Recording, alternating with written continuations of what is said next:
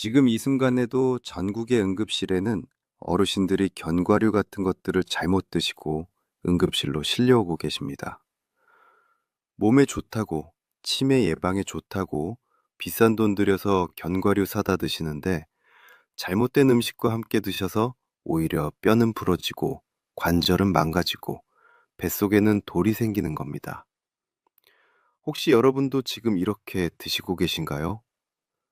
맥주 한잔 할 때 땅콩, 환상의 조합이죠? 지금 당장 멈추셔야 합니다. 여러분의 몸속에서는 지금 이 순간에도 칼슘이 빠져나가고 요산이 쌓이고 딱딱한 덩어리가 만들어지고 있습니다. 왜냐하면 이런 음식 조합은 여러분의 뇌를 지키는 게 아니라 오히려 영양소를 다 빼앗아가는 최악의 조합이기 때문입니다. 저는 12년 동안 60대에서 80대 어르신들의 건강 습관만 연구해온 전문가인데요. 제가 직접 상담한 어르신들만 해도 수백 명이 넘습니다. 그분들 중에 잘못된 음식 조합 때문에 응급실 가신 분들, 수술하신 분들, 평생 약 드셔야 하는 분들 정말 많이 봤습니다.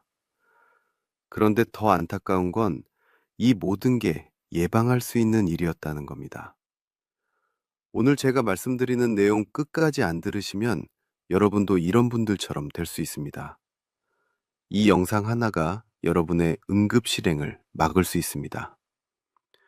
첫 번째로 말씀드릴 것은 60세 이후 뇌 건강을 지켜주는 기적의 견과류 4가지입니다. 여러분 주변에서 흔히 구할 수 있는 것들이지만 제대로 알고 드시는 분은 정말 드문데요.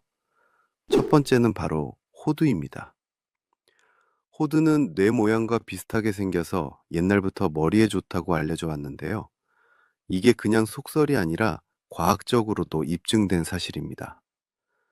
실제로 식품영양학회의 연구에 따르면 호두를 하루에 5알씩 10년간 드신 분들은 그렇지 않은 분들보다 뇌세포 활동력이 25%나 좋았다고 하는데요. 정말 놀라운 결과입니다. 호두 속에는 오메가3 지방산이 아주 풍부하게 들어 있습니다. 이 오메가3 지방산이 뭐냐면 우리 뇌, 신경세포를 보호해주고 뇌 속 염증을 줄여주는 아주 중요한 성분인데요. 특히 견과류 중에서도 호두가 오메가3 지방산의 함량이 가장 뛰어나다고 합니다. 나이가 들면서 기억력이 떨어지는 가장 큰 이유 중 하나가 바로 뇌혈관이 노화되고 혈액순환이 잘 안 되기 때문인데 호두의 오메가3 지방산이 이걸 예방해 주는 겁니다. 그뿐만이 아니라 호두에는 비타민 E, 멜라토닌, 폴리페놀 같은 항산화 물질도 엄청나게 많이 들어있는데요. 이런 성분들이 활성산소로 인한 세포 손상을 줄여주고 뇌 속 염증을 억제해 줍니다. 특히 알츠하이머 치매의 원인으로 지목되는 산화 스트레스를 줄여주는데 아주 큰 도움이 되는데요. 그래서 호두를 꾸준히 드신 노년층 어르신들은 인지기능 점수가 훨씬 높게 유지되는 경향이 확인되었다고 합니다. 호두는 뇌세포를 구성하는 지방질과도 유사한 형태를 띠고 있어서 브레인푸드라는 별명이 붙었을 정도인데요. 하루에 5알에서 7알 정도만 드시면 충분합니다. 너무 많이 드시면 오히려 설사나 복통을 일으킬 수 있으니 적정량을 지켜주시는 게 중요합니다. 두 번째 견과류는 아몬드입니다. 아몬드는 활성산소를 없애주고 혈관을 맑게 해서 각종 만성질환을 예방하는 데 탁월한 효과가 있는데요. 최근 연구에서는 아몬드가 만성염증이 생기는 것을 막아줘서 대사증후군 같은 만성질환까지 예방해준다는 결과가 나왔습니다. 아몬드에 들어있는 알파토코페롤이라는 성분은 우리 몸에 가장 잘 흡수되는 비타민 E의 형태인데요. 이게 몸속에서 생기는 만성염증 반응과 산화 스트레스 정도를 낮춰주는 역할을 합니다. 또 아몬드에는 불포화 지방산, 식이섬유, 마그네슘, 아르기닌, 폴리페놀 같은 생리 활성 물질이 정말 풍부하게 들어있는데요. 이런 성분들이 혈관을 맑게 하고 세포 노화를 막아줍니다. 미국 타임지가 2002년에 선정한 10대 건강식품 중 하나가 바로 견과류였을 정도인데요. 성인이 하루에 먹으면 좋은 아몬드의 적정량은 한 줌, 그러니까 30g 정도인데 개수로 치면 약 20알에서 23알 정도입니다. 이 정도 양이면 알파토코페롤 8mg을 섭취할 수 있는데 이는 한국인의 비타민이 하루 권장 섭취량의 73%에 해당하는 양입니다. 세 번째 견과류는 피스타치오입니다. 요즘은 피스타치오가 흔해져서 다들 아시겠지만 20년 전만 해도 피스타치오가 뭔지도 모를 때가 있었습니다. 피스타치오는 다른 견과류에 비해 상대적으로 덜 알려져 있지만 뇌 활동을 촉진시키는데 정말 좋은데요. 피스타치오에도 양질의 불포화 지방산과 각종 비타민들이 풍부하게 들어있어서 뇌 기능을 유지하는 데 큰 도움을 줍니다. 특히 마그네슘이 풍부해서 근육의 긴장과 이완을 도와주고 혈압을 낮춰주는 역할도 하는데요.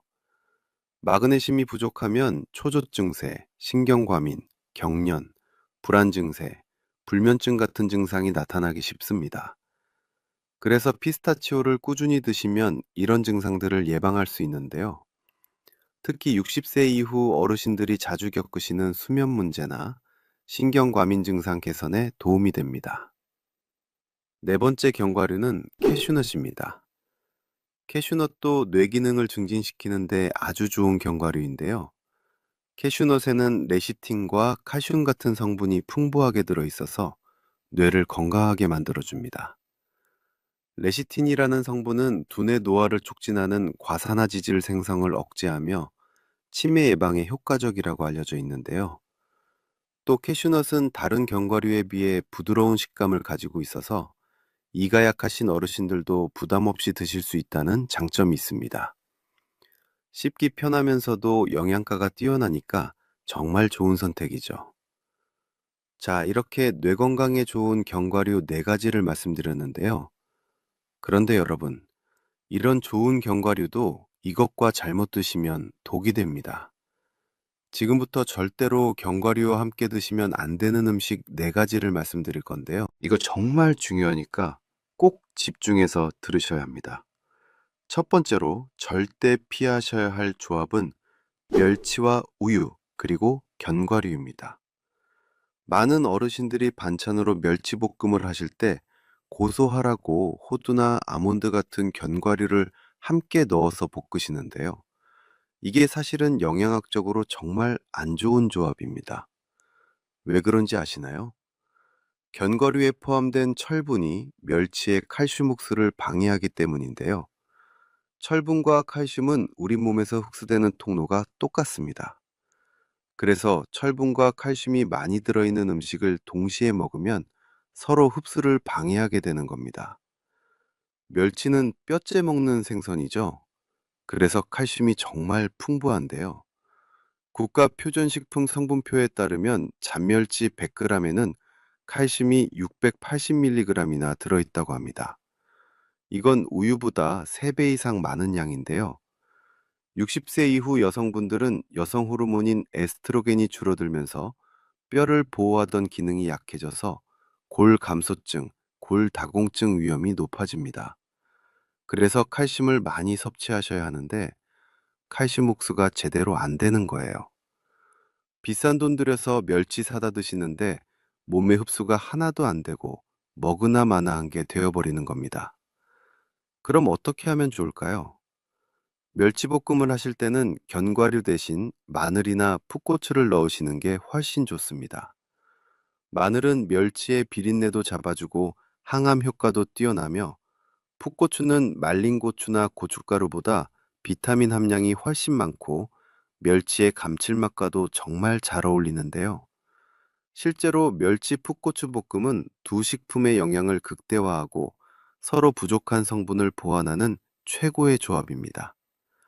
풋고추에는 섬유질, 철분, 비타민 A와 C가 풍부해서 멸치와 함께 드시면 영양학적으로 완벽한 균형을 이룹니다. 견과류는 따로 간식으로 드시되 우유보다는 요거트와 함께 드시는 게 훨씬 좋습니다. 견과류에는 섬유소가 많아서 소화가 잘 안 되는 단점이 있는데요.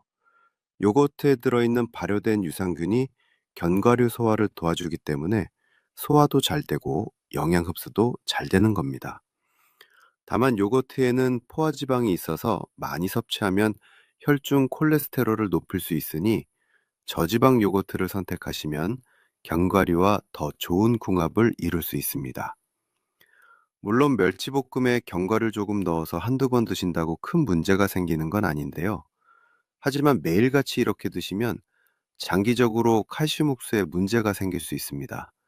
그러니까 멸치는 멸치대로 마늘이나 풋고추와 함께 드시고 견과류는 견과류대로 요거트와 함께 시간대를 달리해서 드시는 게 좋은데요. 최소한 두세 시간 정도는 간격을 두고 드셔야 합니다. 두 번째로 절대 피하셔야 할 조합은 맥주와 땅콩입니다. 많은 분들이 저녁에 시원한 맥주 한잔 하실 때 땅콩을 안주로 드시는데요. 이게 사실은 건강에 정말 안 좋은 조합입니다. 땅콩은 지방이 80% 이상을 차지하는 고지방 고단백 식품인데요. 그래서 땅콩만 먹어도 소화가 잘 안 되는 음식입니다. 여기에 차가운 맥주를 들이키면 어떻게 될까요? 맥주는 찬 성질을 갖고 있어서 위장이 수축되면서 소화기관의 연동 운동이 방해받는 겁니다. 특히 땅콩에 함유된 산성 성분이 숙취와 속쓰림 현상을 가중시켜서 소화장애를 유발하고 설사로 고생하실 수 있는데요. 차가운 맥주는 찬 성질이고 지방 함량이 높은 땅콩과 함께 먹으면 장이 놀라서 배탈이 나기 정말 쉽습니다. 게다가 맥주의 주 원료인 보리와 땅콩은 둘 다 퓨린 함량이 높은데요. 퓨린이 뭐냐면 우리 몸에서 분해되면서 요산이라는 물질을 만들어내는 성분입니다. 이 요산이 관절에 쌓이면 통풍이라는 무서운 병이 생기는데요. 통풍은 관절이 붓고 빨갛게 변하면서 극심한 통증을 일으키는 병입니다. 특히 60세 이후에는 신진대사가 느려지면서 요산이 잘 배출되지 않기 때문에 통풍 위험이 더 높아지는데요. 실제로 맥주와 땅콩을 자주 드시는 분들 중에 통풍으로 고생하시는 분들이 정말 많습니다. 더 무서운 건 두 가지를 같이 계속 드시면 몸속에 딱딱한 돌, 그러니까 결석이 생길 위험이 커진다는 겁니다. 땅콩과 맥주 둘 다 옥살산이 풍부한 음식이라서 요로 결석을 유발시킬 수 있는데요. 나이 들어서 결석 생기면 정말 고생하십니다. 극심한 통증 때문에 응급실에 실려가는 경우도 많습니다. 그럼 맥주 드실 때는 뭘 드시면 좋을까요?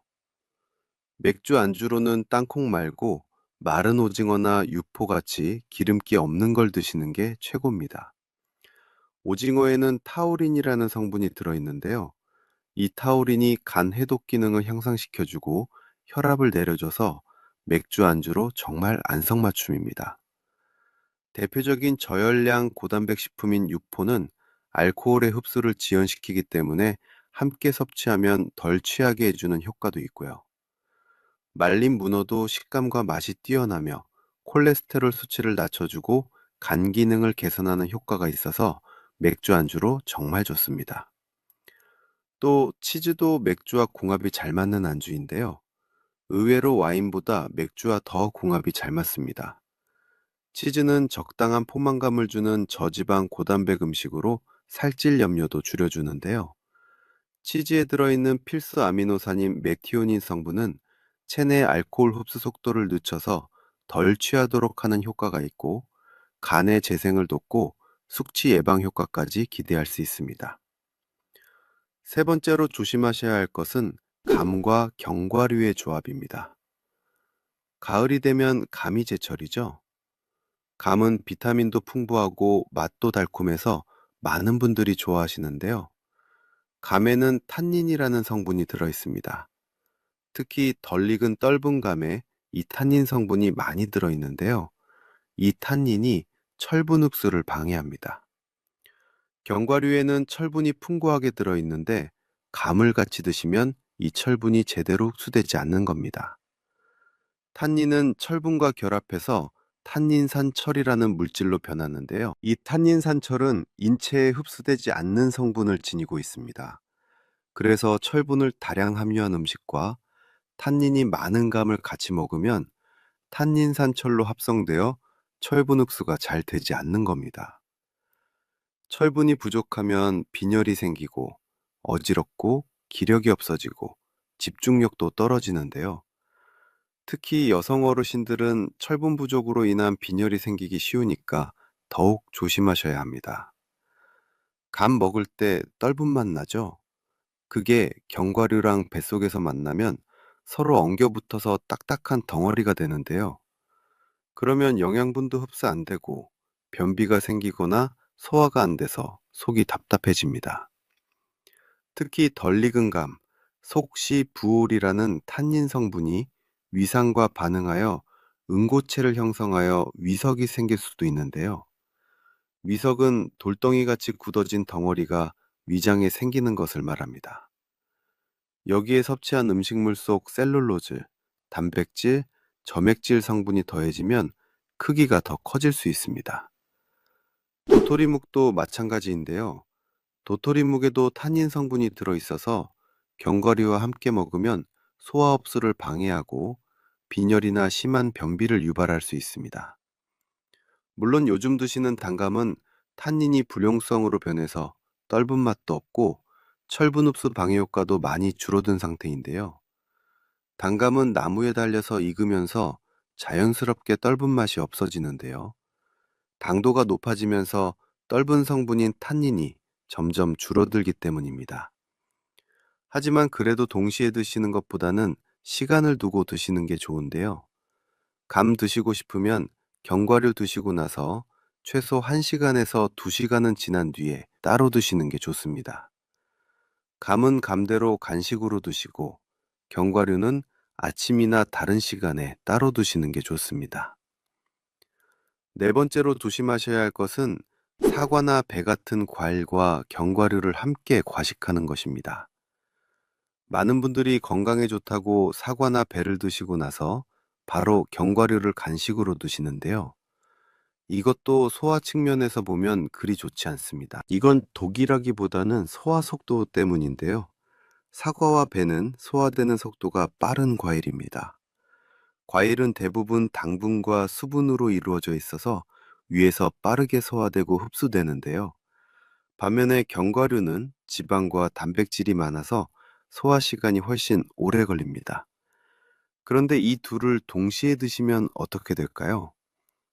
빨리 소화되어야 하는 과일이 천천히 소화되는 견과류 때문에 위에 오래 머물게 되는 겁니다. 과일은 소화가 빨라서 쑥 내려가고 싶은데 견과류는 소화가 느려서 길을 막고 있는 거죠. 그러면 과일 속에 당분이 발효되면서 가스가 차고 배가 더부룩해질 수 있는데요. 과일이 식후 위에 들어가게 되면 과일 속에 포함된 단당류가 밥을 소화시키면서 남게 되어 효소로 인해 발효되어 배가 부글부글 끓게 됩니다. 특히 소화력이 약하신 어르신들은 이런 증상이 더 심하게 나타날 수 있는데요. 둘이 뱃속에서 엉키면 가스가 차고 속이 부글부글하기 쉽습니다. 그래서 과일을 드셨으면 최소한 30분에서 1시간 정도 지나서 견과류를 드시는 게 좋은데요. 아니면 아침에는 견과류를 드시고 오후 간식으로 과일을 드시는 식으로 시간대를 완전히 나눠서 드시는 것도 좋은 방법입니다. 평소에 소화가 잘 안 되시는 분들은 과일을 먼저 드시고 한참 있다가 출출할 때 견과류를 간식으로 드시는 게 좋습니다. 자, 이제까지 견과류와 함께 먹으면 안 되는 음식들을 말씀드렸는데요. 그렇다면 견과류는 어떻게 먹어야 가장 효과적일까요? 지금부터 견과류를 제대로 먹는 방법을 자세히 알려드리겠습니다. 먼저 견과류는 아침 공복에 드시는 게 가장 좋은데요. 자는 동안 우리 몸은 에너지를 많이 소모합니다.